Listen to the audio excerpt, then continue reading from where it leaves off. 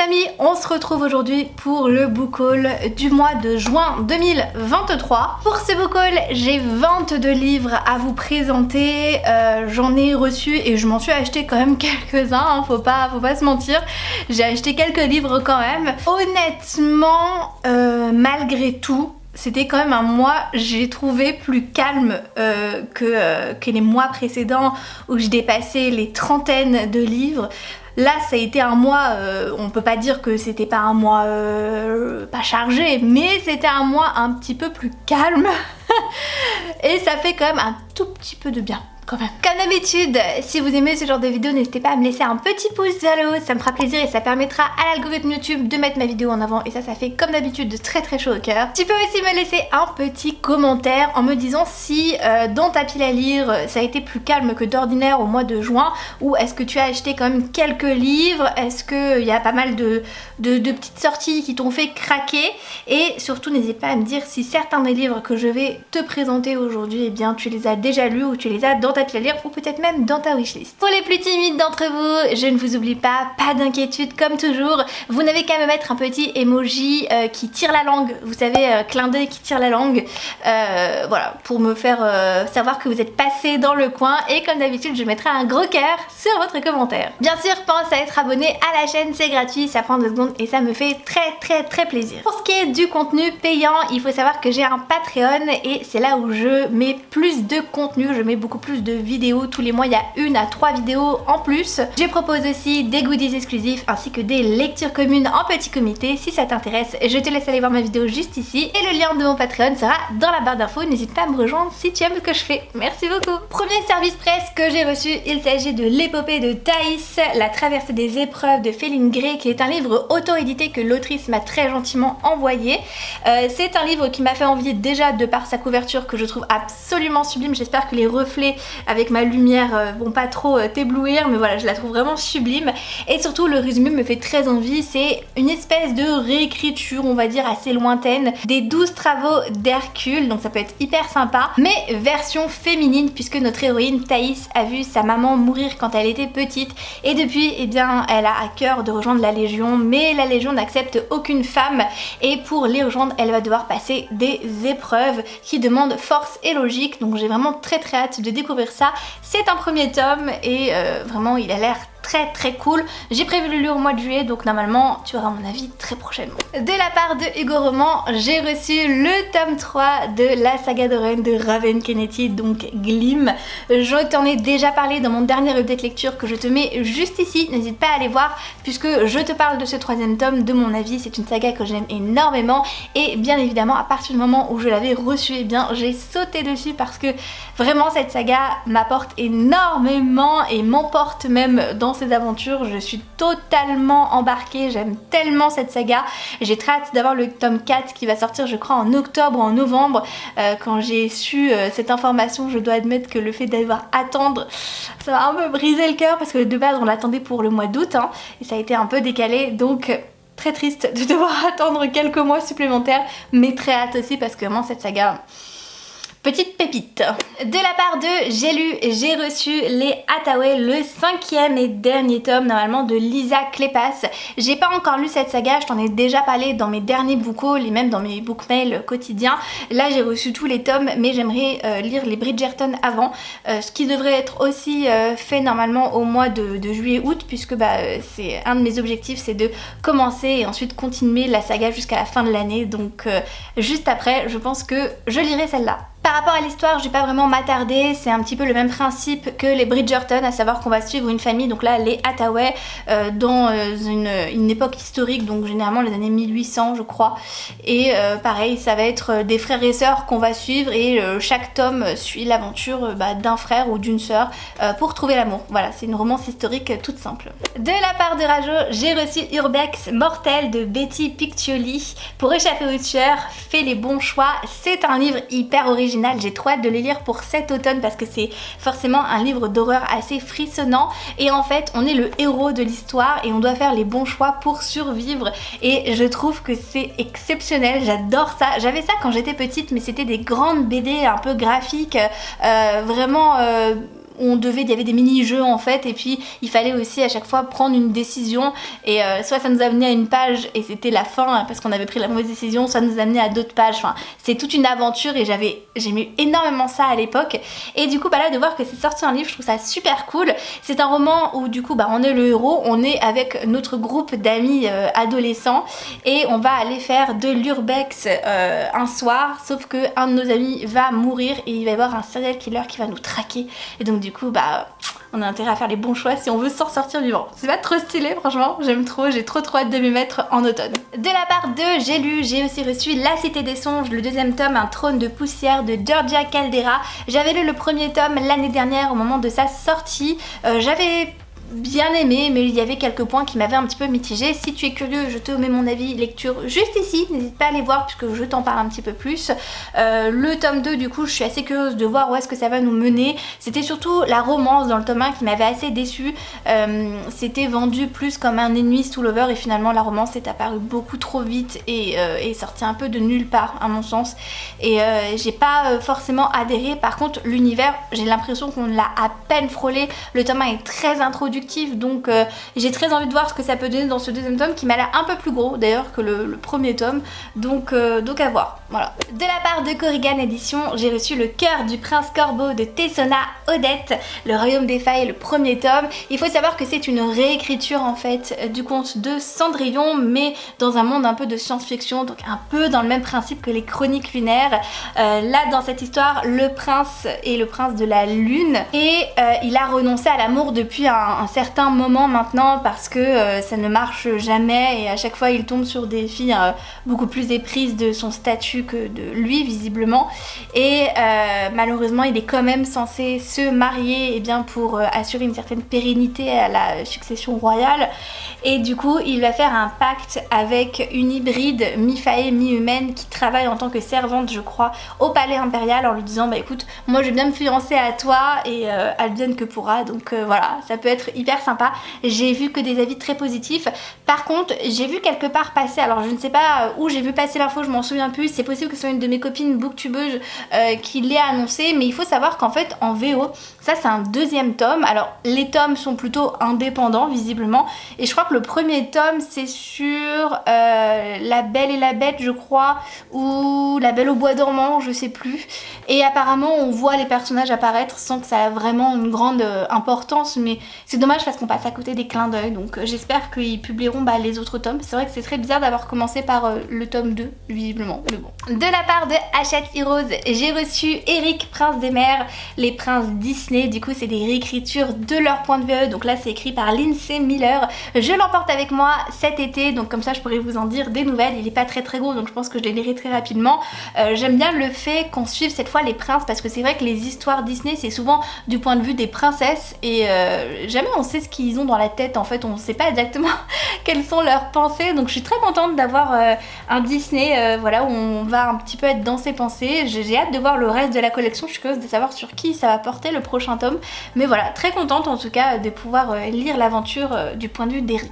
De la part de La Martinière Jeunesse, j'ai reçu aussi Deux perles et deux corail, le tome 2, Le lien de sang de Mara Rutherford. J'ai lu le premier tome là début juillet d'ailleurs, donc ça tombe très bien. Je prévois de lire celui-ci la semaine prochaine en lecture commune, toujours sur mon Discord des Tout Précifs Anonymes. D'ailleurs je vous remets le lien des Discord juste dans la barre d'infos, n'hésitez pas à aller voir. Pour ce qui est de l'histoire du premier tome, nous allons suivre une héroïne qui s'appelle Nor. Elle vit au village Varenia en fait, c'est un petit village sur piloris en plein milieu de la mer, et choisit à chaque nouvelle génération une fiancée pour le prince sur la terre ferme, et cette fiancée doit être la plus belle fille du village. Nor sait qu'elle n'a aucune chance parce que quand elle était plus jeune elle a hérité d'une cicatrice en voulant sauver sa sœur jumelle. Par contre sa sœur jumelle a de grandes chances d'être choisie, mais c'est pas exactement ce que les jumelles veulent l'une pour l'autre en fait. Nor rêve d'aller sur la terre ferme visiter le monde, et Zadie quant à elle aimerait rester à Varenia pour épouser l'homme qu'elle aime notamment, et quelque chose va faire en sorte que justement eh bien, leur souhait va être exaucé et que Nor va pouvoir partir sur la terre ferme et Zadie va pouvoir rester chez elle. Nous allons suivre principalement Nor, hein, de toute façon on n'a aucun point de vue de Zadie, et Nor, quand elle va arriver sur la terre ferme et qu'elle va rencontrer le prince, elle va se rendre compte que c'est quelqu'un de très froid, très austère, et qu'en plus il a des plans assez machiavélique pour son village. De la part de City Edition, j'ai reçu Love, Jason Thorne de Ella Mays, qui est une romance contemporaine. Dans cette histoire, on va suivre Jason Thorne, qui est un acteur très très célèbre, mondialement connu, tout le monde l'adore, tout le monde le trouve trop beau, il a des groupies, c'est un bad boy, il enchaîne les relations, enfin bref, la star d'Hollywood quoi. Et de l'autre côté, on a Olive qui a connu Jason quand ils étaient plus jeunes et ça a été son premier amour et il lui a complètement brisé le cœur, donc elle l'aime pas vraiment on va dire, sauf que Olive est une autrice à talent et un de ses romans va être adapté au cinéma et le rôle principal a été proposé à Jason Thorne qui va l'accepter, et Olive est complètement apeurée à l'idée de revoir Jason Thorne parce que leur histoire s'est très très mal terminée. Elle a pas du tout envie d'avoir de rapports professionnels ou même amicaux ou quoi que ce soit avec lui, mais elle va pas vraiment avoir le choix et donc potentiellement une romance quoi. De la part de J'ai lu, j'ai reçu la suite de La Foudre et la Fureur, je crois, qui s'appelle cette fois La Rage et la Ruine de Jennifer L. Armentrout. C'est une saga que j'ai pas encore eu le temps de lire, qui est un spin-off de la saga Dark Element. Dark Element qui est aussi dans ma pile et que j'ai pas encore eu le temps de lire, mais j'aimerais vraiment m'y mettre. Et apparemment ce spin-off est exceptionnel. Alors moi les spin-offs de Jennifer L. Armentrout je lis pas les résumés parce que ça peut potentiellement spoiler si vous voulez lire les sagas de base, donc je ne sais pas du tout de quoi ça parle si ce n'est que c'est un spin-off de Dark Element, mais on m'a dit que c'était encore mieux que la saga de base, donc j'ai hâte de voir ça. De la part d'Hachette, j'ai reçu, comme dans les livres de Alex Light, qui est pas très gros, j'ai été très étonnée quand je l'ai reçu, il fait 260 pages, il est vraiment petit. C'est une petite romance adolescente où nous allons suivre les points de vue de deux personnages. D'abord on a Becca, qui est une jeune femme de 17 ans qui pourtant ne croit pas du tout en l'amour, pour elle ça n'existe pas. Et de l'autre côté on a notre héros qui s'appelle Brett, qui lui a énormément de pression, c'est un peu la star du lycée, mais il a de la pression pour aller à l'université au niveau de, vous savez, des bourses, etc. Et il se sent aussi très très seul. Un jour, Becca va prétendre qu'elle a un copain en fait pour être tranquille parce que tout le monde la harcèle par rapport à ça. Et quand Brett va entendre ça, il va tout de suite capter que c'est pas vrai et qu'elle raconte un gros bobard, et il va lui proposer du coup que tous les deux sortent ensemble afin de servir leurs propres intérêts, donc à voir. Je sais pas trop à quoi m'attendre avec ce livre là, on verra bien. Je me suis dit que ça pouvait être mignon et que ça pouvait être assez chou. Ça me fait assez peur que ça soit assez court parce que généralement quand c'est court on rentre pas vraiment dans le détail et ça va assez vite, donc à voir. De la part de La Martinière, j'ai reçu aussi le 6e tome de Keleana de Sarah J. Maas.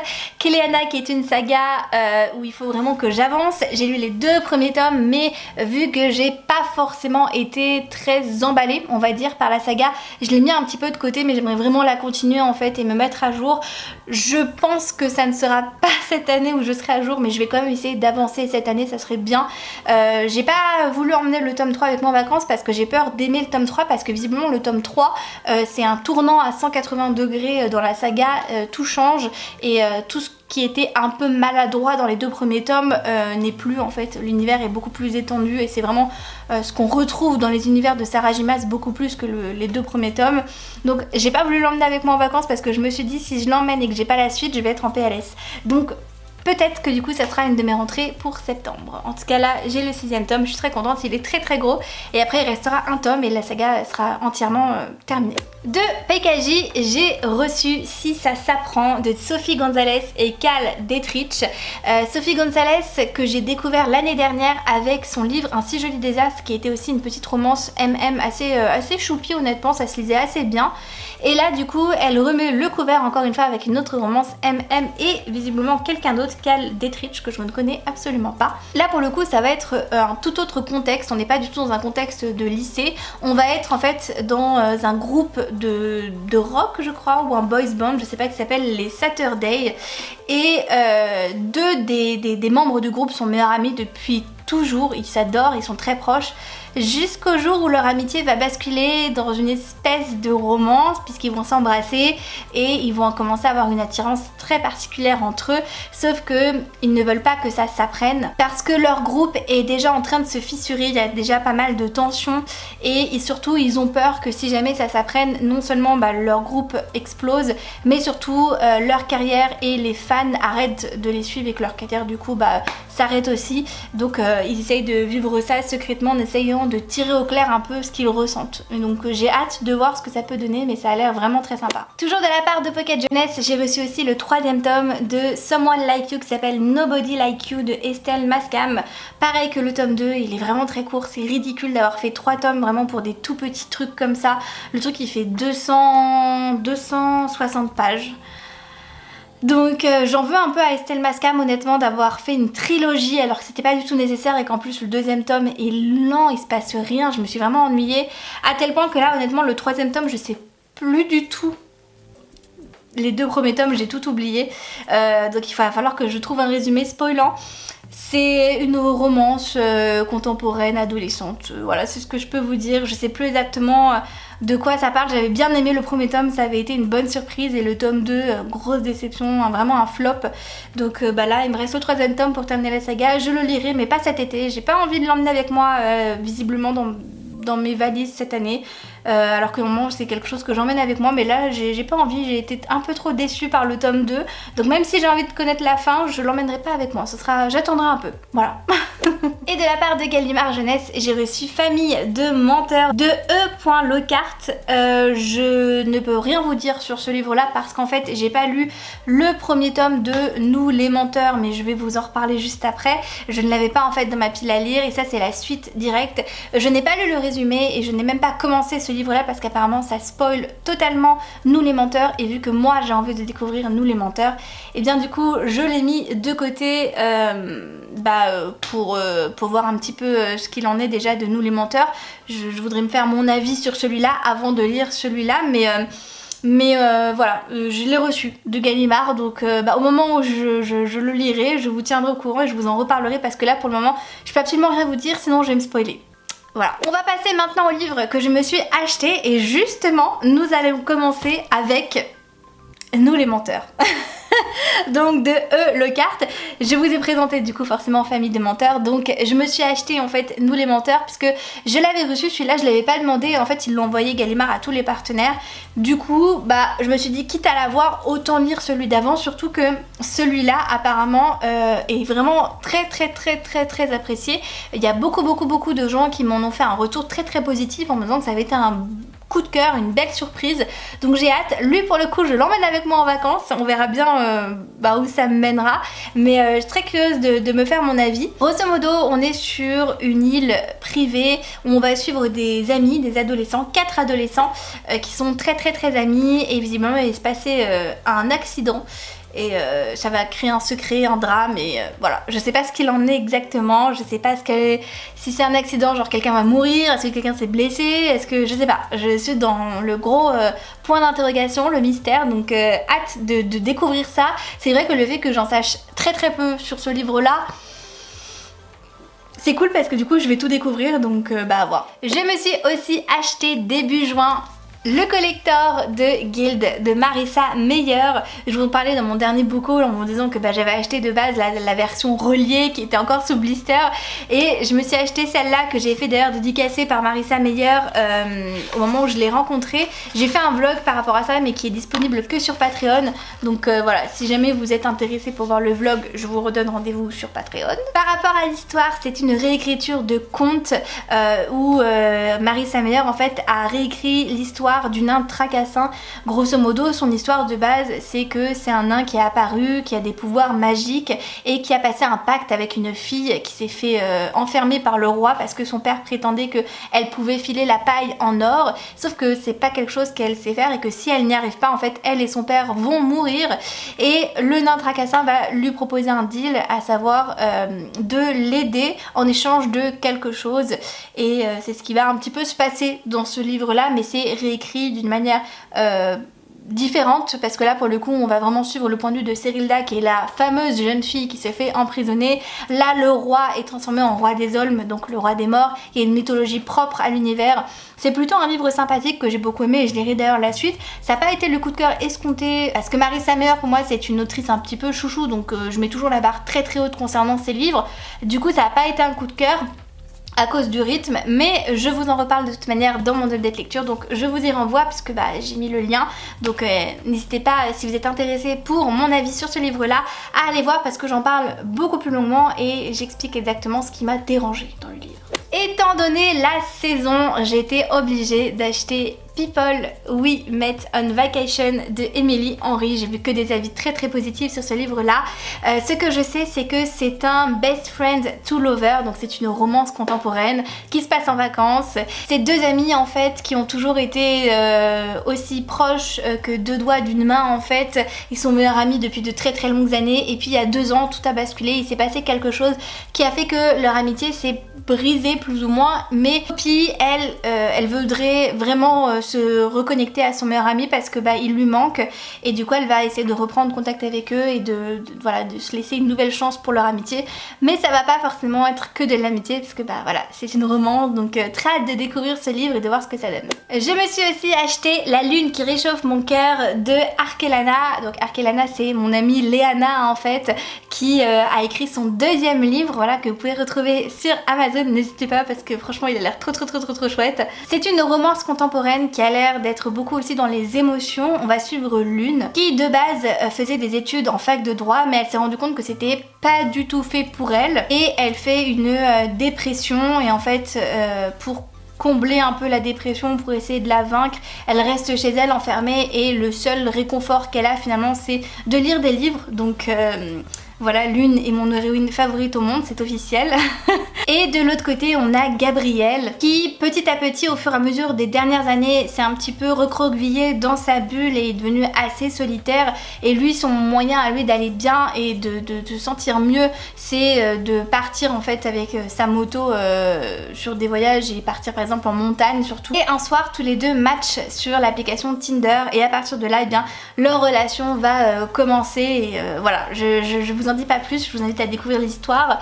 Ça a l'air très touchant. J'ai lu le début pour le moment, j'ai pas encore terminé le livre mais je vous en reparle dès que je l'ai terminé. Je me suis aussi acheté le tome 2 de Chasseurs de flammes qui s'appelle Libérons les étoiles de Asfa Faisal chez De Sexus. Il est encore sous blister parce que je le lis en août normalement, mais voilà, pour le moment il reste sous blister parce qu'on n'est pas au mois d'août encore. Ça va être une des lectures communes prévues sur le Discord des Patreons parce que j'ai 2 lectures avec les petits pat au mois d'août, à savoir donc ce tome 2 et une autre lecture que je vous présente juste après, ne vous inquiétez pas. Je ne peux pas vous en dire grand chose parce que je lis le tome 1 à partir du 15 juillet encore une fois avec les pat, donc pour le coup je ne sais pas grand chose de cette dialogie. Je sais juste que c'est voilà, une fantaisie orientale où dans le premier tome 2 personnages, donc nos 2 héros vont devoir s'allier pour trouver un artefact magique afin de contrer une guerre, mais dans tout ça il y a pas mal de tropes, notamment notre héroïne elle cache sa vraie identité, elle se transforme en homme en fait pour aller chasser dans une forêt qui est interdite, et le héros est le fils du sultan qui est son bras armé en fait, et le sultan est un tyran, donc dès qu'il pense que quelqu'un est contre lui il envoie son fils aller le tuer. C'est une vie que son fils déteste et pourtant il est obligé parce que sinon c'est lui qui y passe. Donc voilà, très hâte de lire le premier tome et donc je lirai le tome 2 en août, donc je vous en reparlerai en septembre. Je me suis aussi acheté du coup Sous les étoiles de Bloomstone Manor de Marie Orchard qui a l'air très sympa. De base j'étais pas forcément attirée par le livre et puis les avis positifs ont fait que ça m'a un petit peu interpellée quand même. Je me suis un petit peu penchée sur le résumé, je me suis dit ah ça peut être un petit peu sympa quand même, ça peut me plaire. Nous sommes en 1898 et Agathe a l'âge de se marier, mais ça l'intéresse absolument pas au plus grand désespoir de ses parents qui ne savent plus trop quoi faire d'elle, et Agathe de son côté est beaucoup plus intéressée par les études, notamment l'astrophysique qu'elle étudie secrètement avec sa gouvernante, et avec sa famille eh bien ils vont se rendre à la campagne histoire de s'aérer un petit peu les idées on va dire, et Agathe va faire la rencontre d'un lord qui s'appelle Lord Nathaniel Stone qui a la demeure de Bloomstone Manor, et cette rencontre va tout changer, donc je pense que voilà, ça va va nous amener sur une romance. Ça a l'air trop choupi, ça a l'air trop mignon, j'ai trop hâte de le lire et voilà, trop contente de l'avoir acheté. Et enfin le dernier livre que je me suis acheté, non sans surprise j'en suis sûre, il s'agit donc de Ces plaisirs violents de Chloé Gong. Je vous dis ça parce que vous savez que voilà, j'achète quasiment toutes les deux Saxus, donc ça ne devait pas être une surprise pour vous, je pense que vous l'attendiez d'ailleurs. Il s'agit d'ailleurs de la lecture commune qu'il y aura sur le Patreon, donc voilà, je vous en parlais juste précédemment. Et bien sachez que nous allons lire celui-ci et celui-ci, donc voilà, si vous êtes intéressés n'hésitez pas à nous rejoindre. Je sais très peu de choses sur ce livre, bon je sais qu'il est très beau, qu'il a un jaspage de fou, voilà, oui je sais, il est encore sous blister, ça brille du coup, ça avec la lumière ça peut gêner, mais que voulez-vous, vous savez que j'ai des tocs. Ce que je sais de l'histoire c'est que c'est un Roméo et Juliette dans les années 1920 et en Asie, voilà c'est tout ce que je sais et ça me va très bien. J'ai pas besoin d'en savoir plus honnêtement, voilà Roméo et Juliette, histoire d'amour impossible, c'est bon moi je signe, je sais qu'il y a un tome 2 donc c'est une duologie et voilà j'ai déjà très hâte en fait de lire celui-là donc on verra. Voilà du coup pour le book haul du mois de juin. J'espère que cette vidéo vous a plu. Merci d'avoir regardé jusqu'au bout. Je vous fais de très gros bisous. Je vous souhaite d'excellentes lectures et je vous dis à très vite dans une prochaine vidéo. Ciao ciao.